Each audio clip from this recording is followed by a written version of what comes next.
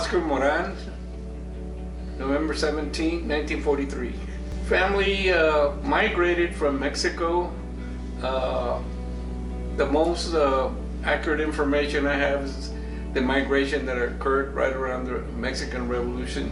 Other than that, it's just word of mouth but they are from Mexico, my grandparents on both sides. Growing up in San Antonio,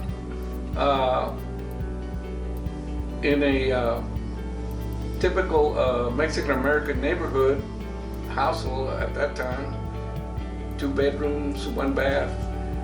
We didn't know we were poor until somebody told us later, but it was happy. It was a happy childhood. I mean, we were somewhat sheltered, I think, from everything else because we tended to, as most Mexican-American families did then, you stayed in your neighborhoods because at that time the neighborhoods had their own bakeries, their own theaters, their own little tiendas, and etc. So there was really no need to go downtown, as they say. I attended David Barkley Elementary, Rhodes Middle School, and Fox Tech High School in San Antonio. I really liked them all. What I liked about the high school, which is probably the best years, was the fact that it was an open campus. At that time, a lot of people probably may not recall, most high schools were not open campus as they are now, meaning you had to stay on campus for once you were in there, you were in there.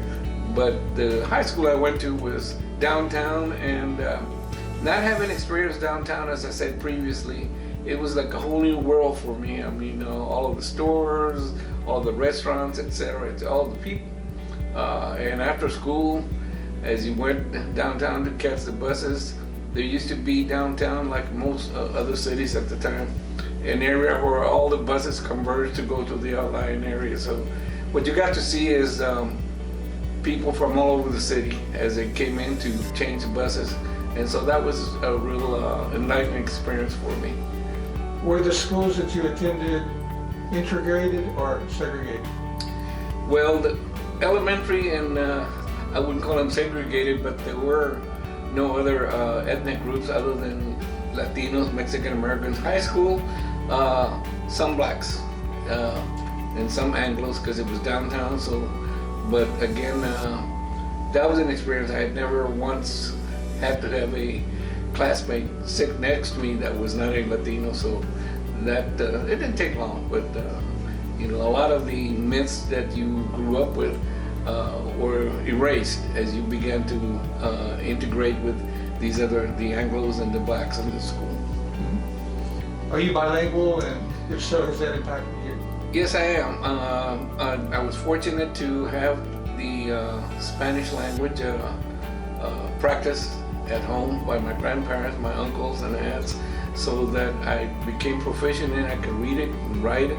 Maybe not at the scientific level, but I'm pretty good at that. That, I think, through life has really helped me, especially as I became national president and I went to areas where Spanish was the predominant language, and being able to talk to people in that tongue, I think really helped me communicate.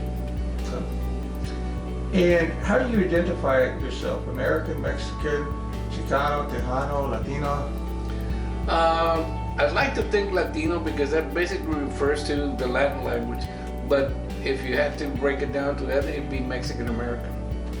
Have you ever experienced discrimination, and if so, when? And yes, how? I did. Yes, I did. Growing up, even in San Antonio, I remember vaguely but distinctly when I was about 7 or 8 years old, my aunt took us, some neighborhood kids, swimming during the summer. And we went to a swimming pool in the near north side, now called the Jefferson High School area of San Antonio. And we went in there to go swimming, and we were all there looking through the chain link fence. It must have been all of 25, 30 people in it. And this is an Olympic-sized swimming pool. It was huge. And I remember us going up there to go to the dressing room to get into the pool, and being confronted by a security person and told that we couldn't go in. And so my aunt naturally said, "Why not?" I said, "Because it's full." And so she said, what do you mean full? There's only 10, 15 people in this whole pool. What do you mean full? I'll never forget his answer. His answer was, well, they're all in the dressing room. And so, long story made short, we weren't able to get in. And that's the first time that in San Antonio I experienced discrimination.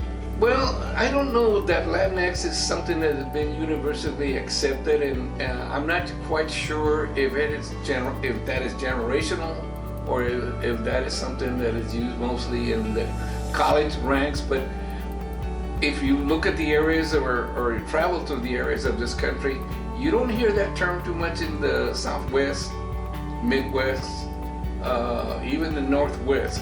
And you have to go into like the Northeast and some of the, and I think again that's probably something that certain Latinos feel comfortable with, and I'm not really sure what that implies. Latinx. I've heard different descriptions of it, but it doesn't bother me. I mean, people call themselves or associate how they feel comfortable with it. I'm old enough to know that whatever works for you works for you. How about life after high school? I would say very comfortable. By that time, I think most of San Antonio was evolving, and I went to what was open to me or accessible, and that would be the community college route, and that's how I started my formal education, is going to the community colleges there, and then going to the I went to two universities, St. Mary's and Southwest Texas State. Now it's Texas State University, because they offered weekend and night school. Mm-hmm. And so I always had a job. I tried to, but my father didn't allow me right out of high school. Oh, I'm out of high school now. I can just chill out here with my buddies here in the summertime and just hang out like I'd heard all the stories. I think it took all of a week. And he came out and says, what are you doing there? You need to go get a job. And so that was the extent of my chilling out during the summer. But you know what, looking back now, I think it was good. I mean, I always had a strong work ethic. I mean, even when I was in middle school, all during the summers, I'd cut neighbors' lawns to, make a little extra money, go to the movies, etc. So that wasn't a big shock to me, but what was a shock is the fact that I was not going to be able to hang around with my buddies and just chill out during the summer. What was your major? International business. And at the time, I always thought that would be an advantage going forward. I couldn't foresee, obviously, how important that would be and how integrated the economies would be of this country and countries south of the border. But it has really helped me tremendously, because the communication aspect of it, the acceptance and understanding of the cultures involved, and they are different. When I campaigned for national president, I realized quickly the distinction between Cubans, Puerto Ricans, Venezuelans, Colombians, because that's what I encountered in the campaign trail. And in those days, that's what it was. There was no one ethnic group that dominated the other ones. They were all separate. And so it was a good experience, but a good education, having to learn and understand that. Can you describe your career path? I went to work for a Fortune 500 company, a company that deals in financial services for the military officers. And I went there on a tip from some, I forget who now, but I thought, well, they're not gonna hire me because, well, for one, I'd never heard of it. It was imposing, it was well on the north side. But anyway, when I drove up for the interview, it was like a 10-story building. It was like a castle in the middle of, right across from a Catholic university. They had an opening, and apparently the interviewer liked what they saw or heard, and they hired me and said, when can you start? But I say this because that company had a military style structure of running things with a corporate overview, or probably the other way, a corporate overview with a military overview. So what that meant is you had to be accountable, you had to be there on time. none of this, I feel sick on Mondays, or can I leave early on Fridays. Once you understood that, you just went with the flow of things. But that helped me throughout life, the work ethic. It went back to that. It bothered a lot of people, because I remember people saying to me, "You're not going to last there. It's too military, too strict." But I did, because it wasn't that strange to me. And what was the type of work? I started in the graphics department because I had that background from high school, graphics, printing, art, and so I started there. And then I quickly realized that there was opportunities there for promotions, but you had to go to school to get, and so I did. It was gradual. I next went to work for a department that was called Regulatory Affairs, which basically what that covered was every insurance financial services company is constantly groping with changing laws throughout the state. Since we were worldwide, your department was in charge of interpreting and determining how those laws, whatever state, apply to our membership and how they would impact our company.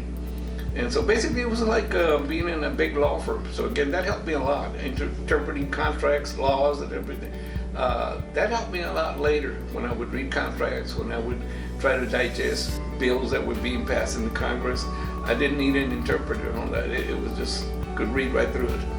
But again, I've wound up finally, after 30 years there, I retired, because it was a company that paid for your schooling. If they thought it affected your job or it was important to your job, they were big supporters of that. So I didn't experience any discrimination there. We had a president CEO who had been the youngest dean of the Air Force Academy ever in history, and he was from Boston. So I think he was a little bit more understanding of the cultures, and he went in there and cut through all the red tape. Because when I went to work there, it was 97% women, 3% men. Come to find out that the personnel department were all women. There was no men ever in their history. So that tended to skew the hiring. But anyway, that's the first thing he went in there and said, "Why are we spending?" He looked at the budget, and this was told to me by other senior officers.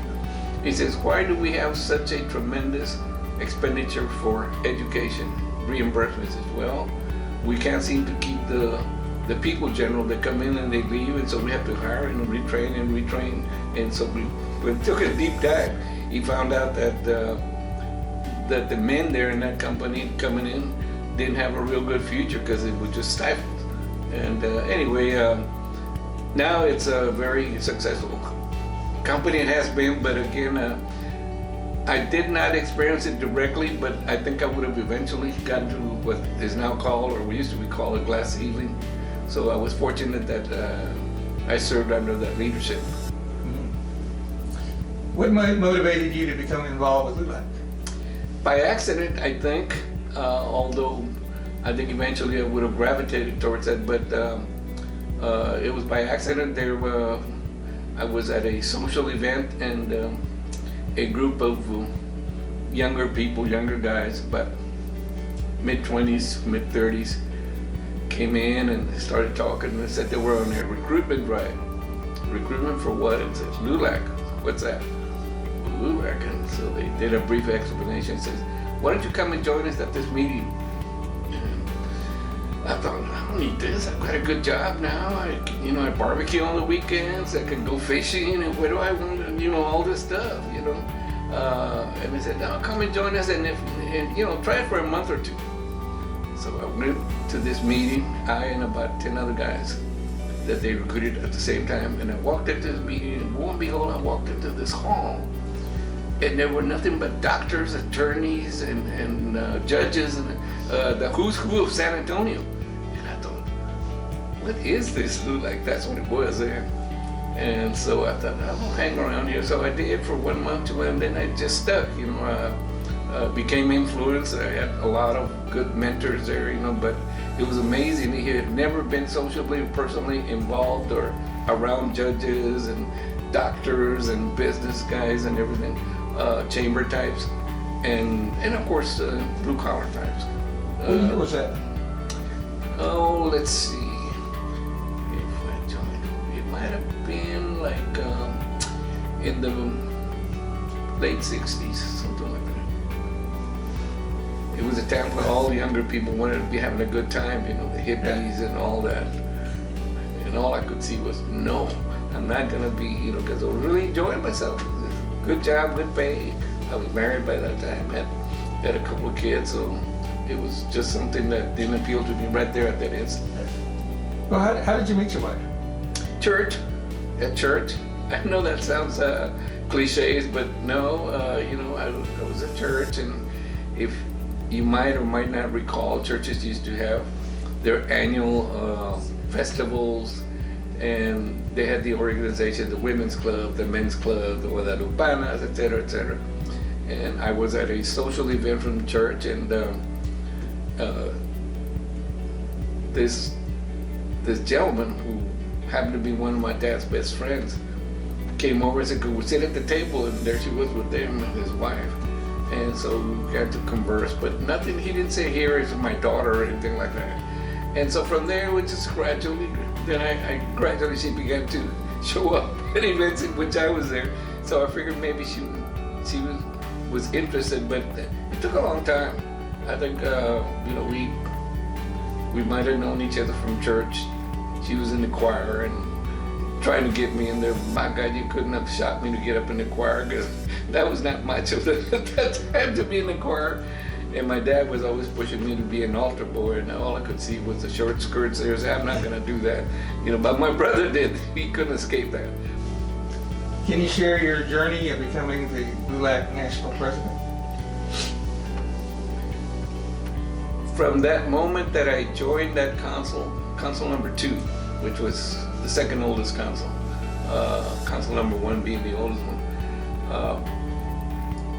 it became apparent to me that, well, to me and about 30 or 40 other men of my age, at that time, if you might or might not recall, there was all men's councils. The women's councils had just been established a few, well, not a few years, maybe a decade or two in El Paso with Belen Robles and company.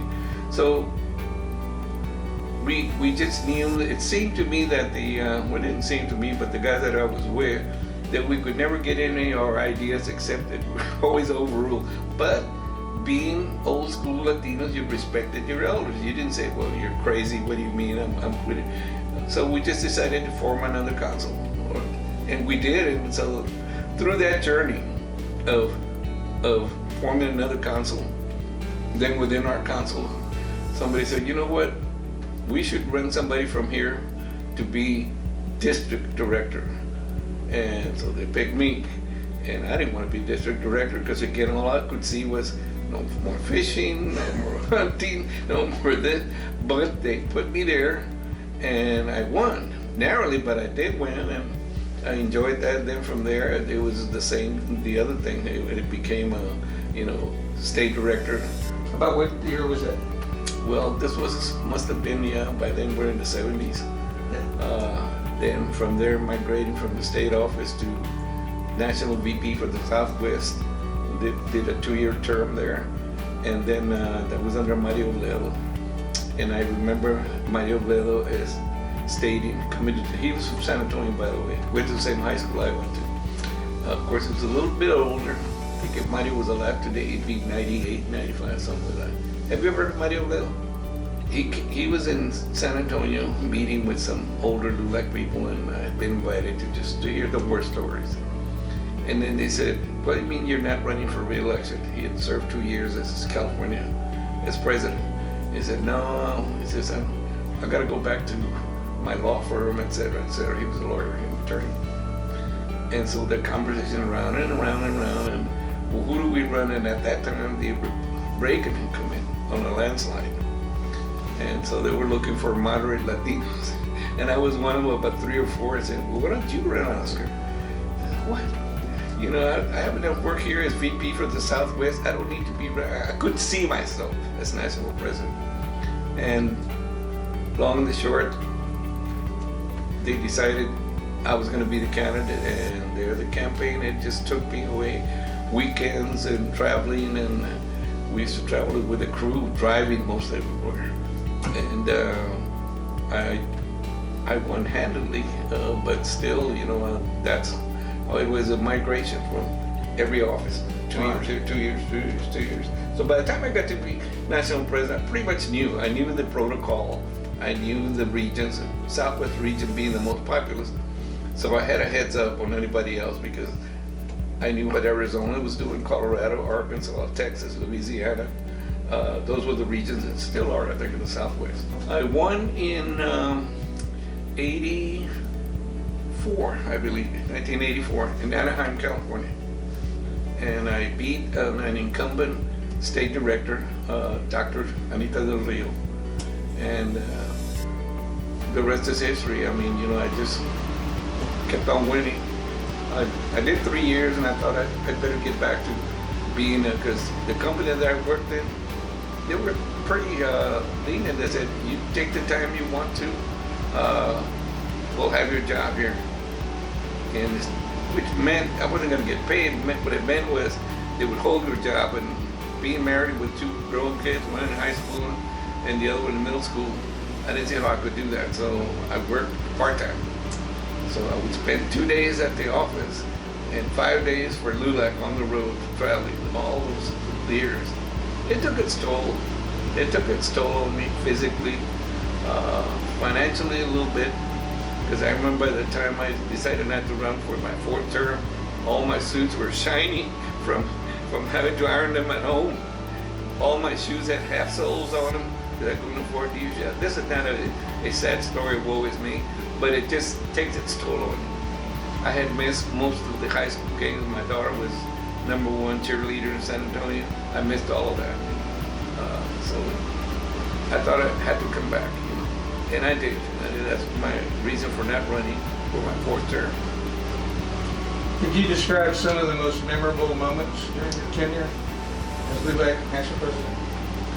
The Immigration Reform Act of 1986, and I had almost secretly worked on a plan to bring that about under Reagan with Senator Orrin Hatch out of Utah, one of the most conservative Republicans, and Senator Ted Kennedy out of Boston, who agreed to be the chairs of that. And I thought, well, it's a good combination. And they did. They went to President Reagan. Reagan was from California. He pretty much understood that, that the Latino community, what it was, and being in agriculture. He didn't have heartburn about migrants coming in and working the fields and all, whatever it is that the president, I won't say the party, but some of the leaders of one of the parties claim it's a threat to us. So the rest is history. But that, what's ironic is that no one has been able to pass anything similar to that. And in that act, overnight, at Soldier Field, Chicago, in California, the big stadium there where the Rose Bowl is played at, Coliseum, not Pasadena. And in Miami at that big stadium, they had these mass rallies where they swore allegiance, the 30-day class, and they became U.S. citizens. And to this day, once in a while, I'll run into a person that says, "You're Mr. Moran?" Yes. Says, "Thanks to you, I'm a U.S. citizen." Because my dad, their parents weren't, but they became. And so that's one that I'm still very proud of. I wish we could bring it about again. I keep pushing for it, but it's very difficult with this Congress. The other one was taking the highest ranking delegation to Israel on a fact-finding mission. Now, I will say that Tony Bonilla had visited Israel before, but when I ran for re-election in Corpus Christi, there was a Jewish delegation there, ADL, Zionist organization. And so Tony said, you know what, the guy you guys need to talk to about having the Latino community understand the plight of Israel is that guy up there, which was me. And so they introduced themselves, and I didn't think anything of it. And they reached out. Anyway, that's how I took the highest ranking delegation with me. I took Mario Ledo, Manuel Gonzalez, Ed Peña, and myself to Israel. Spent 10 days there. and really got to know what they're all about. We're the only non-Jewish entities that were allowed to sit in on the Knesset for the learning session, that being their Congress. We were allowed to visit and stay overnight in what they call kibbutz, which is these settlements. At the time it was one bordering Lebanon and the Golan Heights, and got to visit all of the religious sites, of course. Again, that really opened up my eyes, and so since then I've had a very good perception of what the Israelis or the Hebrews, the Jews are. But it was astonishing to me to see a city like Jerusalem, which is teeming with people. It's a huge city in which the Muslims, the Christians, and the Jews all live and work together. And if you haven't seen that, it's hard to understand why they can't do it now. They did have their areas, and it was somewhat, I guess, interesting.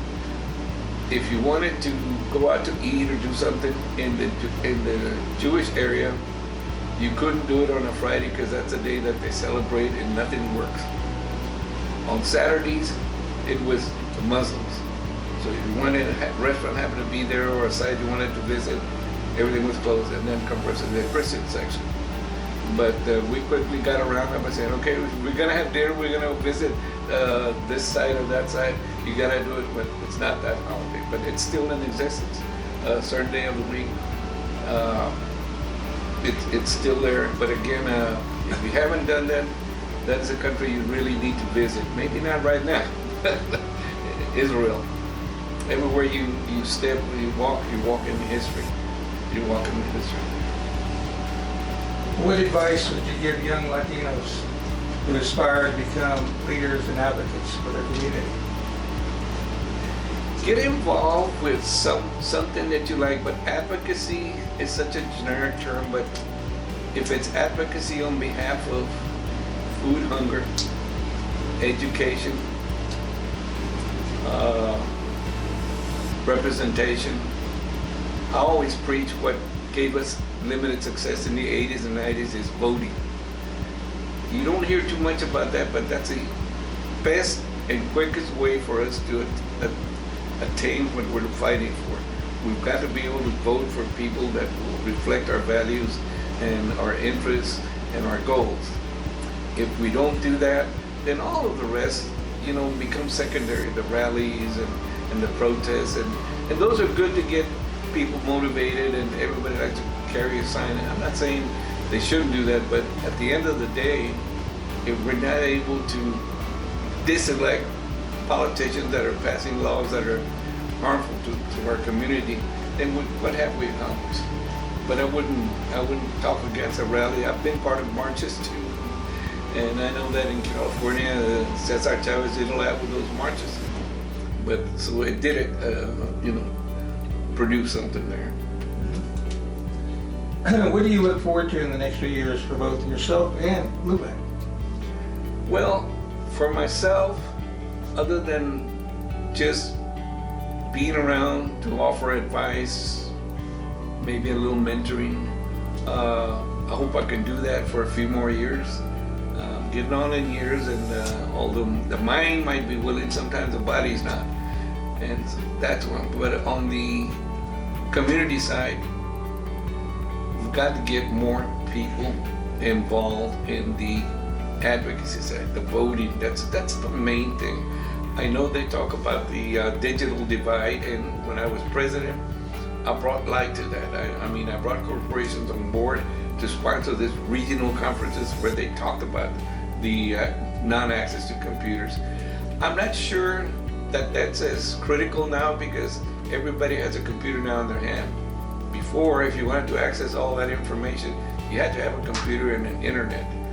Now it's cell phone, so it becomes, I think, a little less difficult for our younger people to access information. If you heard of something named Google or all this, it's very easy now. It used to not be. And sometimes you have to go to the central library to access the computer. That's no longer, a requirement. But again, advocacy.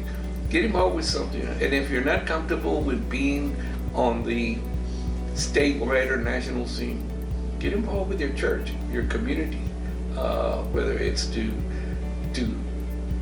gather food baskets, Christmas baskets, shoes for the kids. Our council was the first to do an event in which we closed down a big shoes, I forget the name of it, but all this sold were shoes. And we closed it down for one evening and had a group of kids from the local orphanages come in and say, okay guys, pick whatever shoes you want. And if you've never seen the faces of 7, 8, 9-year-old kids say, any shoe I want, I don't know what those would be now, whether they would be Nikes or whatever, but we did, we paid for it, and now it's replicated by police departments, the whole thing. And the food baskets, we did them in conjunction with the churches. And the churches always have a list of people that are in need. I'm not sure how that works now, but I know Catholic Charities gets very involved in stuff. But again, our council used to participate with 2 or 3 churches. We put up the money, put the food in baskets, and help them deliver it to the families. But again, back to your original question, get involved. If you're not comfortable with city, county, politics, or government, then with your church. And if you're not involved with the church, then with your school. What happened to PTAs used to be very, very active. Now they're not. Usually, whenever you see or hear about a PTA, they're protesting school books or something, but that PTA used to be involved with the staff and the students there. So that's a way, I think, to affect change in the community through your schools. So somehow find an avenue, and on the last, I guess that's most common denominator, get involved with your neighborhood association. And if there isn't one, create one, whether it's to fight crime or trash in the neighborhood or no more cars parked on the front lawn, whatever, but get involved. How would you like to be remembered? Well, I don't know how I would like to be remembered, but I think some of the things I've mentioned before, as having had the foresight or the vision, I wouldn't say courage, because sometimes history just sweeps you along, to have taken those bold steps to go across the aisle to get something done that our community needed. In this case, immigration reform,